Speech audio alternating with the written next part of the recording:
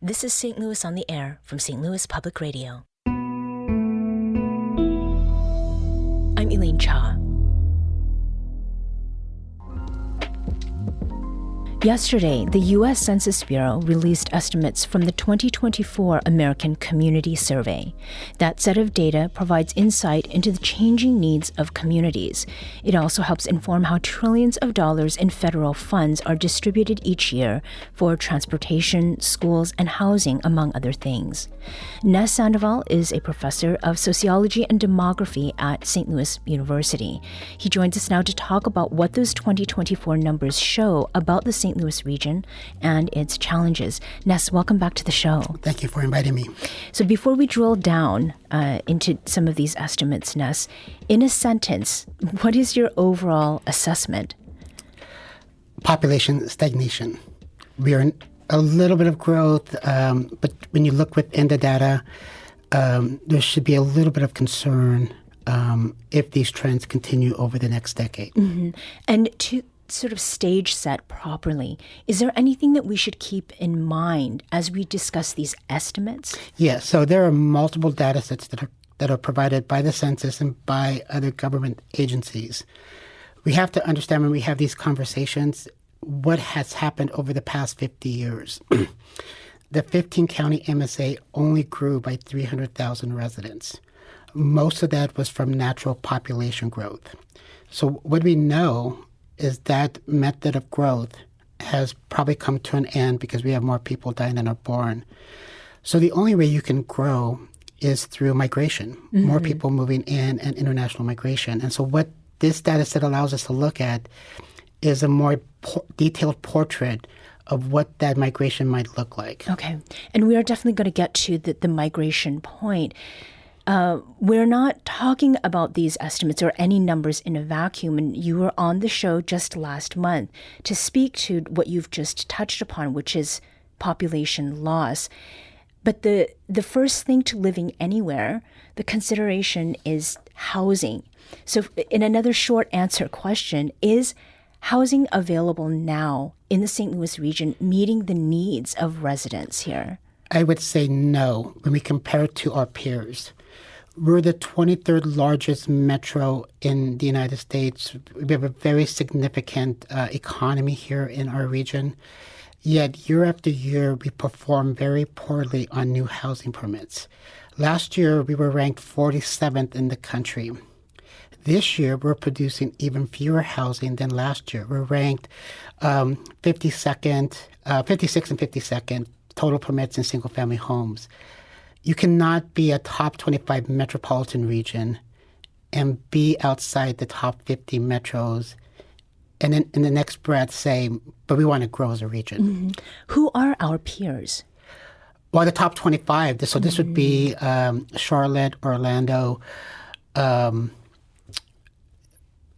if we look at even smaller peers, Kansas City, Cincinnati, Indianapolis, they are outperforming us when it comes to new housing permits. If we're ranked 56th in the country, there are a lot of small metro regions who are producing a lot more housing than we're producing.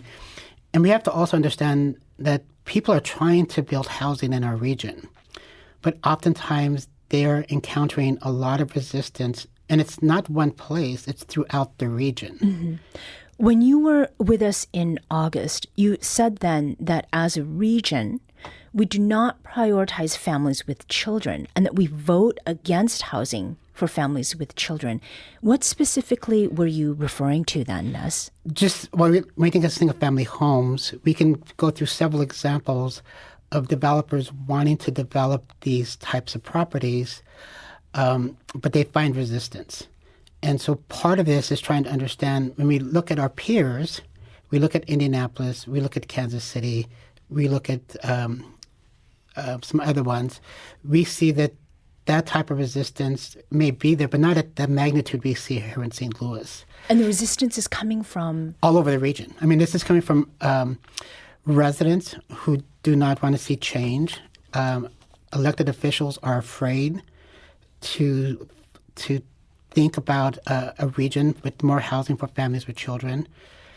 And we have to there are many data sources, not just one, that reflects why would a family want to move to our region if the housing is not here. And so we are 44th in the country in terms of our birth rate. We are a major metropolitan region, so we have to ask where are the young families going? We can see in Detroit was in a very similar circumstance to the St. Louis Metro. But within a couple of years, they were able to turn around their natural population numbers, and now they have more babies born than people dying because there was a commitment in Detroit to reimagine, to have a rebirth and a renaissance. And when young people see this, young people want to be part of something exciting. And so when you see that turnaround, it means young families are going there. What does the cost of housing then have to do with that? Well, if you keep postponing, it's going to be more and more expensive to build these types of homes because labor is going up, land is going up. Our products to actually build homes is becoming more expensive. And so we should have been building this previous years when it was a lot cheaper. We cannot get behind. If we stay out of the top 50 and we end up 56th in the country, we simply won't, and we're going to talk about population. What happens if we do become this magnet and we get 10,000 people coming into our region every year, 15,000? We don't have enough housing. We're not ready for it. To even support what we have right now. And so it could be like Denver, Colorado, where so many people came, not enough housing, then it becomes a place that's not affordable, and then people leave. So also in these estimates, there is information about HOA fees. Homeowners associations are booming. They're more than ever before. And looking at the data, monthly HOA fees are much more expensive in Illinois compared to Missouri. It's $54 per month in Missouri, $237 a month in Illinois. Why is it that the census tracks HOA fees, and what does that tell us? Well, the census is trying to provide the most detailed portrait of what it costs to live in a house. And they provide a series of other tables about how much of your money is going for housing. And if you're economically stressed, you're spending more than 30% of your income for housing. And so it's not just about mortgages. It's about insurance, and it's about these fees. Statistically, what is it that we know, Ness, about how households themselves are changing? Who's living in them?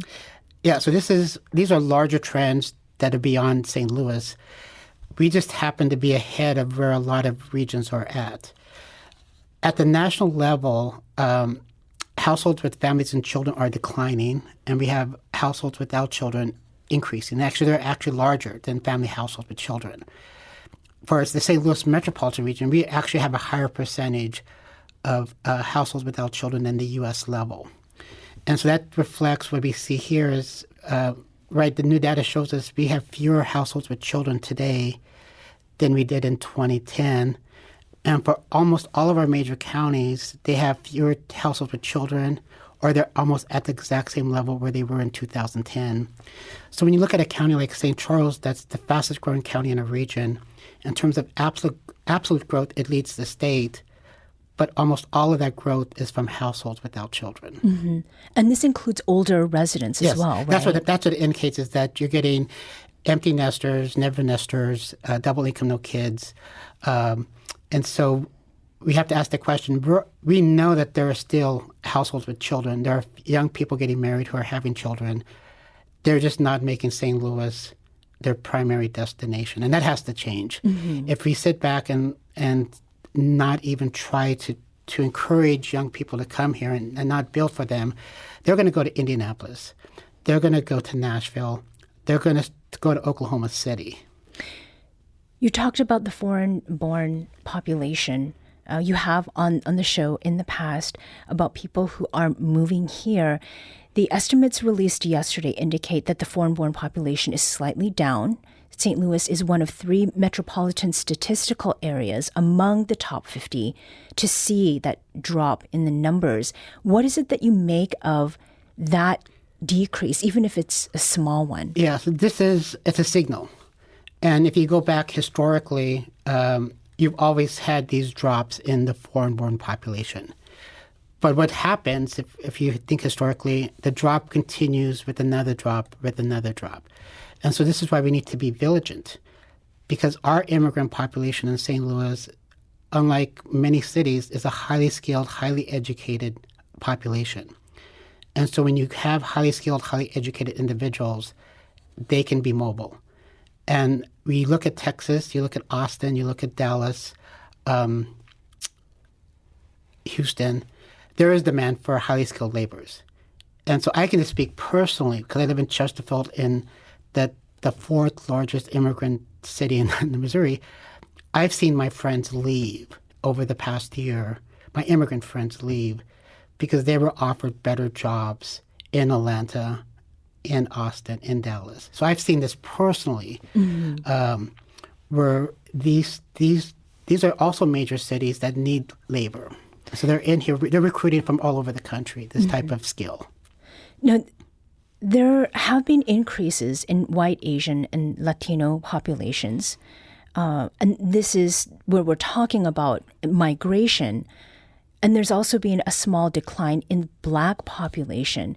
So some of what you've talked about, the prospect for better lives, better living elsewhere, are those the only factors that seem to be contributing to this migration change? There are many factors of why one decides to move and leave our region. The trend for African Americans leaving began over a decade ago. And so we can question whether last year was the outlier. It showed a small increase. But this new estimate is in line with trends that go back to 2010. We have lost over 10% of our Black population. And so it could be that last year was the outlier, and these estimates continue to show that young African American, the professional class, are finding opportunities in Atlanta, in Charlotte, in Austin that they cannot find here. Mm-hmm. We heard from Beth, who says, I've been a city resident for the past 25 years and have stayed mainly because it's cheap, familiar, and close to family. The reason I'm planning to move out of the city, possibly to Illinois in the next few years, is that the city is never going to be a desirable place to live until the schools are competitive and the Board of Alders is constantly giving away all the tax money in TIFs. I'm tired of watching this snake eat its tail. What do you make of that, Ness? And what is it that we know about migration within this region? Yes, so when we look at population growth in St. Charles and Jefferson County, Lincoln County, a lot of this is internal. People moving from the city, from St. Louis County out to these suburbs. So there are a couple ways to talk about this. St. Louis City is still the number one entry point for our region, for people leaving another metropolitan region. It gets about, it was getting about 10,000, now it's down to 8,000 a year. The question is, do they stay here or do they move out to the suburbs? And so the question that you raised is a very important question, because when people get here, they do an assessment and they look at the opportunity structure in the city, and then they realize, am I going to stay or am I going to leave? And oftentimes, those families with children ultimately decide the opportunity structure is so broken that you need to get out to the suburbs, or you go altogether to a different city. Mm-hmm. And we see this in the data. St. Louis has a challenge. St. Louis Public Schools is a major asset. They have to address the declining student population and how to deliver quality education, because this is not going to go away. The declining births is coming. So the city has to get ahead of these trends. Mm-hmm. Now, as we close here, Ness, historically, how close have estimates, like the ones that were released yesterday, how close do they come to final numbers? And to what extent does this preliminary data affect distribution of federal funding? This is a great question. So this is an estimate, and within the estimates, there are margin of error. So when we look at the foreign-born and the decline, it's within the margin of error. So we say it's not a statistical change. But If we go back in time, we can see that some of these differences are statistically different. And so we always use other data besides the census to see if the story is being told. So Bank of America has a data set that they release that's of their customers. And their data is pretty consistent to what the census is producing. IRS has their own data that they use on in and out, people moving in and out of a region. Their data is very, very consistent to what we see with the census. So we never just rely on one set of data sets. We use multiple data sets to see if the overall story is the same story that's being told. Mm-hmm. Well, we have some follow-up to do about that story in the future. Ness Sándoval is a professor of sociology and demography at St. Louis University. Thank you so much, Ness, for coming back to talk with us. Thank you.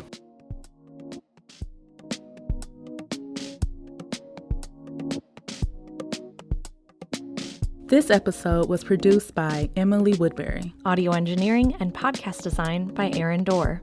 Our executive producer is Alex Hoyer. St. Louis on the Air is a production of St. Louis Public Radio. Understanding starts here. Do you find yourself regularly listening to episodes of St. Louis on the Air? Suggest us to a friend you think might enjoy our conversations. And leave us a review and rating on Apple Podcasts on the App Store. It's the simplest way to help people discover our show.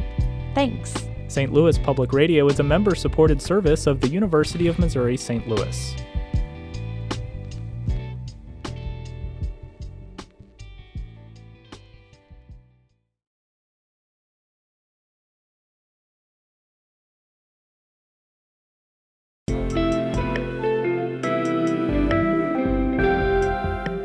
The Gateway brings you the day's news each weekday from around the St. Louis region and the state capitals in Jefferson City. Our schools are accredited.